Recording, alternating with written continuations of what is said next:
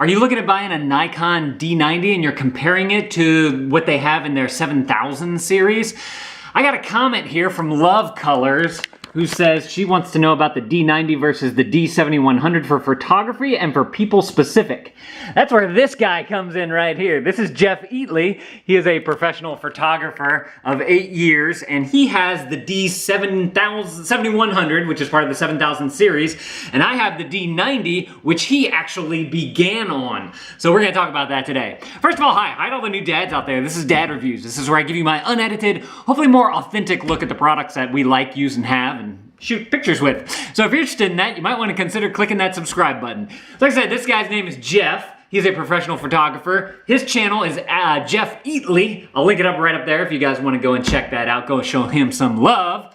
And if you want to learn a little bit about photography, you want to just spill them about your channel. Yeah, basically I teach photography. Everything I learn, I document it and try to tell the stories behind everything I do. Perfect.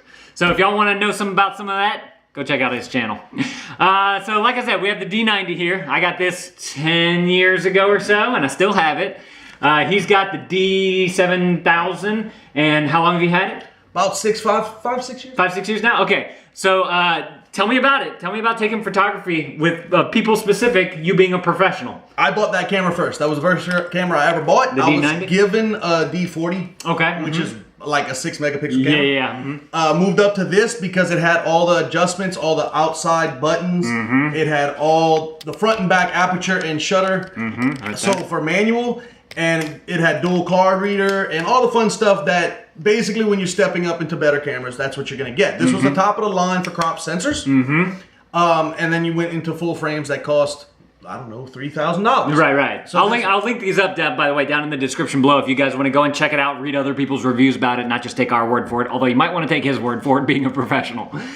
Go ahead. After that, it was time to upgrade after a while, and I went from the D90 and I wanted a second body because if you're going to shoot professionally, you always have to have a backup. So that stayed as my backup for another 2 or 3 years, and I bought the D7000, which is 20 megapixels. Don't quote me on that, but it's something close to that. And you know, basically it's the same camera. It's the next tradition, or it's the next step up. And show them all the buttons and whatnot. Yep. Go ahead. So you have all your controls, your aperture and your shutter on top for easy access. You have your screen on top to be able to read all your settings, which the lower cameras don't have. You have your dual card readers. You have what a big upgrade from the D90 is the video quality. Yeah, has absolutely jumped up. This thing is like 720p, no microphone input, and just it's not good. So yeah, don't get this for video. No, but absolutely a good learner camera. Yeah, great learner camera. Because what do you think you can get those on eBay for now? Oh, you can get it for like 100, 200 bucks or so. So I mean, and that's where I started, and I still have a picture that I display on my website that I took with that camera. Oh, nice. The first day I owned it. A lot of our Instagram photos come from this camera, so if you guys want to check that out, I'll link up our Instagram. Y'all can get kind of an idea of what I can do with that. Now, granted, you're not going to be able to blow those pictures up to 4 by 8 feet, but you know, you upgrade to this, which now this body's probably only $400 or $500. Right. Nowadays, which was $1,200 at the beginning. Yeah. But you have video capabilities a little bit more than that. You have the bigger or the faster processors. You have the better autofocus motor. So depending on your price range that you want to spend, if you're just starting out, fantastic, still a solid camera. And then this one's just your big step up. Yeah. I mean. So as far as people shooting is concerned, is that mainly what you do some car photography and people? I absolutely started with portraits. Okay. I started with and you use this shooting nature, portraits, shooting families, shooting weddings, shooting all of that. Okay. And then when I got into weddings heavily, I bought 2 cameras. Yeah. Okay. I wanted to be able to have 2 lenses going, 2 things, faster use. Gotcha. So and then a backup if one breaks. Nice. So that's where this came into play. Right.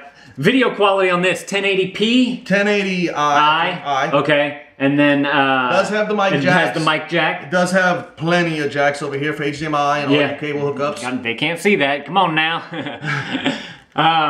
Cool. Awesome. What is your favorite thing about that camera?